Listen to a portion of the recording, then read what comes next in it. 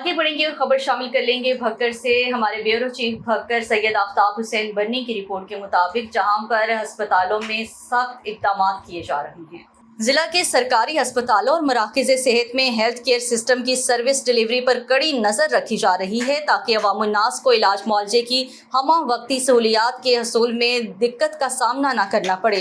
ये बात deputy commissioner Ali Akbar Bhinder ने बुनियादी मरकज़ सेहत कोटला जाम का अचानक मुआयना के मौका पर गुफ्तगू करते हुए कही।